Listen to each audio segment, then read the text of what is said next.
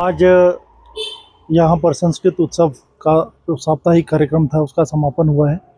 संस्कृत भाषा को किस तरह से सुदृढ़ किया जाए इसके बारे में चर्चा हुई है और बच्चों में ये गुण डालने की जो कोशिश की जा रही है कि संस्कृत को थोड़ा सा मातृभाषा की तरह लें, उस पे जो है ना आज प्रकाश डाला गया है। ये संस्कृत सप्ताह प्रतिवर्ष श्रावणी पूर्णिमा के सप्ताह में मनाया जाता है। श्रावणी पूर्णिमा को सब लोग रक्षाबंधन के नाम से जानते हैं।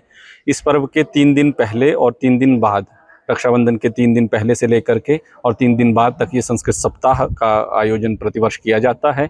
और रक्षाबंधन के दिन संस्कृत दिवस के रूप में, अंतर्राष्ट्रीय संस्कृत दिवस के रूप में इसको मनाया जाता है। इस वर्ष भी हमारे संस्कृत महाविद्यालय गोरक्षनाथ रज संस्कृत महाविद्यालय नाहन में प्रतिवर्ष की भांति संस्कृत सप्ताह का आयोजन किया गया।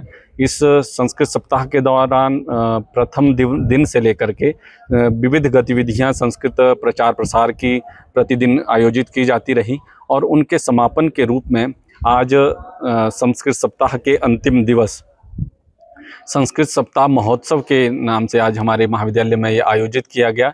इस कार्यक्रम में विविध प्रस्तुतियां संस्कृत में विद्यार्थियों द्वारा दी गई, जिनमें मुख्य रूप से संस्कृत भाषण, संस्कृत श्लोकोच्चारण, संस्कृत गीतिका गायन और सबसे महत्वपूर्ण संस्कृत लोक नृत्य की नाटी की जो सिरमौर की परंपरा है उसमें संस्कृत नाटी के रूप में विद्यार्थियों द्वारा प्रस्तुतियां दी गई। प्रतिवर्ष यह सप्ताह बड़े हर्षोल्लास के साथ संस्कृत महाविद्यालय में और समाज के विभिन्न स्थानों पर आयोजित किया जाता है।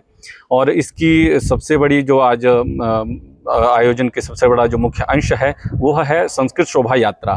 ये नाहन शहर में संस्कृत शोभा यात्रा विद्यार्थियों द्वारा निकाली जा रही है। इस शोभा यात्रा में विद्यार्थी संस्कृत महाविद्यालय से लेकर के नाहन माल रोड से होते हुए नाहन के प्रसिद्ध दिल्ली गेट तक और वहाँ से फिर बड़ा चौक से होते हुए पुनः बस स्टैंड की तरफ से संस्कृत महाविद्यालय नाहन तक की यह शोभा यात्रा निकालेंगे।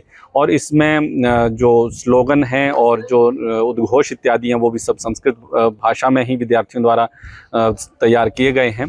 तो यह सब संस्कृत के प्रसार के लिए विद्यार्थियों द्वारा आयोजित किया जाता है कि समाज में संस्कृत भाषा को पुनः एक बार मातृभाषा के रूप में स्वीकारा जाए।